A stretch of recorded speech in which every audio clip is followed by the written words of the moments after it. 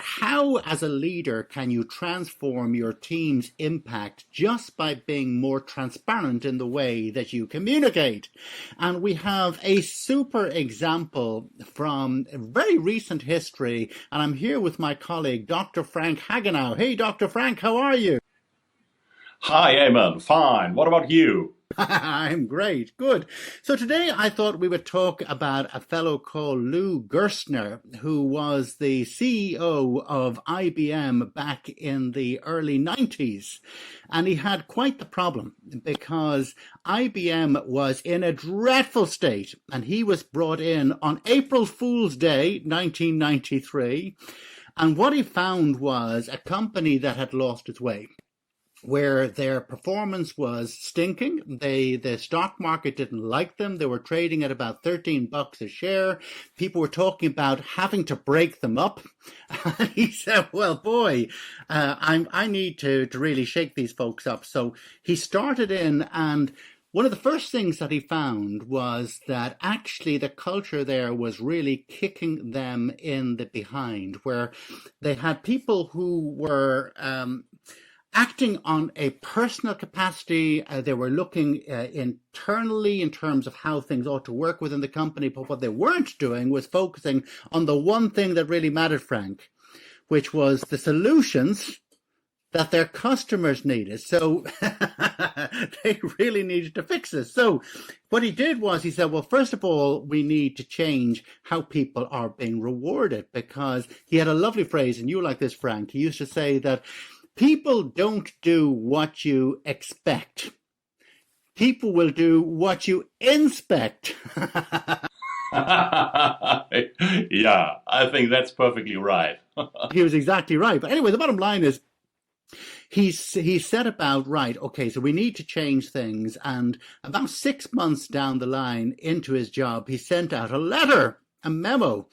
And he got one of his senior communications people came into him one day and said, so you know that letter you sent to Europe? Yeah. And he said, yes, yes. Yeah, well, the 200,000 people that we have there, yeah, they didn't see that letter. And he was, wait, what now? How does that work? And he said, yeah, well, the guy who runs that for Europe, for Africa and elsewhere, yeah, he didn't think that was appropriate for his group at all. So he said, oh, well, maybe we should have a conversation. So he gets in touch with this fellow and said, well, why didn't you send this out? And he didn't really buy the excuse. But anyway, he said, look, can we fix this? But then he realized that he couldn't. So he fired this fellow, despite the fact that he was possibly one of their best performers, because that sent a message out to people, look, I'm really serious about this, that we need to act cohesively as a team. We need to allow people to excel. And what's interesting about this is that it worked. Now, it wasn't an overnight success. Now, he thought, this is going to take me maybe 5 years to transform this thing. But within 6 years, the stock price, which was down way, way, way down, it was in the toilet, really. It was down to the $13 range, had gotten, Frank, would you believe this, to $135, $137. What a transformation. Yeah, really. Well, But what's interesting, and maybe we can get into the psychology and what people can learn from this, is that he was all about transparent leadership. He was all about being human. He was all about connection. He was all about, if you like, releasing people to do their best work. But my question for you is, at the core of this, what was it that you think that he did that caused people to react as they did to a different type of leadership? I think there are two things he did. And the one thing is he came into this company and he doesn't continue with doing the same way they did before. And this is something which is quite often the problem, because people are behaving in a way they have behaved before, but this might have also caused the problem at the end. And so stopping the things you have done before is the one thing, changing the perspective is the other. So coming from the self-centered perspective to the customer-centered perspective was, I think, the core thing here. Yeah. And tell me, so, as we talked about that, one of the issues that you have when you want to change people is that if they are in a mindset where I've always done it this way, so like his pal who said, those people, they don't need to see this memo, that kind of thing. What are the biggest challenges to getting people into a mindset where they can think maybe I might approach this differently. Maybe I won't stick to the same habits to what I know. People stick to habits because, first of all, they are used to, and sometimes they are, in a way, arranged with it. But they also stick to their habits because they think they are right. And so the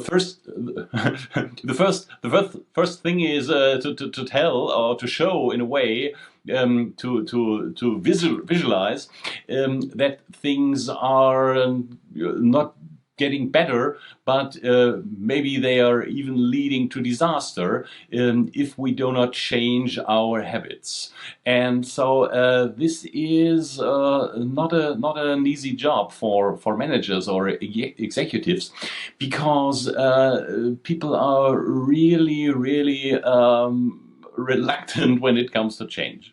Yeah, and sometimes, necessity is the mother of invention. Now, obviously, when Lou came into IBM, at that time, it looked like the whole business had reached a point where it had to be just turned into lots of little fiefdoms, lots of little kingdoms, or else it simply couldn't survive. He took a different mindset. But when it comes to mentality, when it comes to reframing, when it comes to rewiring, what can people take from this example or from other examples that would help them just to help people to help themselves? In this case, I think it's quite clear that the solution wasn't possible within the system. There has to be an impact from outside, which is a new CEO or some new challenge coming from outside. And so, in this particular case, Lou Gerstner was the one who changed the perspective and brought some new ideas into the system. And this is something you need, especially when you are stuck in a crisis or in a problem or something like that, and you are not able to get rid of the situation by yourself. Yeah. And then in terms of how you actually bring people on board, because that was a sea change. When it comes to inclusion, are there any particular thoughts or insights that you would give people that might be helpful? First, I think people have to understand that you are serious with the things you are going to do. So, getting rid of this guy was maybe one thing to show, okay, I'm really serious about my ideas and I won't let him get away with doing things on his own. But the other thing is to get in touch with your team. It's more about listening than about telling. So on the one hand, of course, you have to give the direction, or you have to give orders maybe. But on the other hand, you should be able to stay in touch with the members of your team. And this means you have to understand what they are telling you, and you have to listen to them even more than to talk to them. And it's more about understanding what they might say or even not say. So it's about reading between the lines.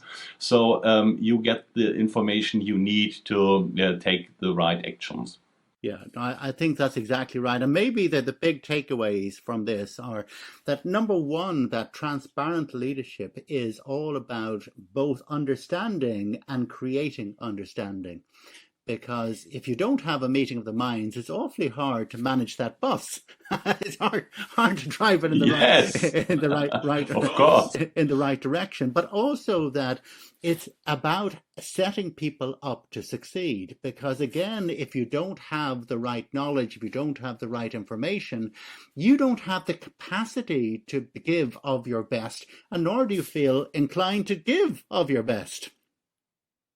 Yeah, you're perfectly right. And you have also to adjust maybe your ideas when it comes to putting it into practice and into action, because you will get valuable information from the people who are already dealing with the things. Yeah, no, I think that's exactly right. Well, speaking of valuable,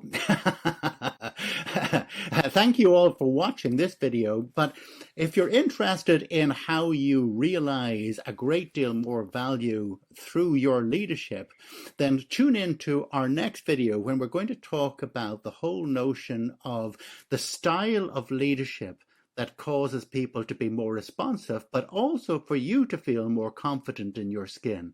So thanks indeed, Frank. Yes, thank you, Eamon. Can't wait for the next video. Bye.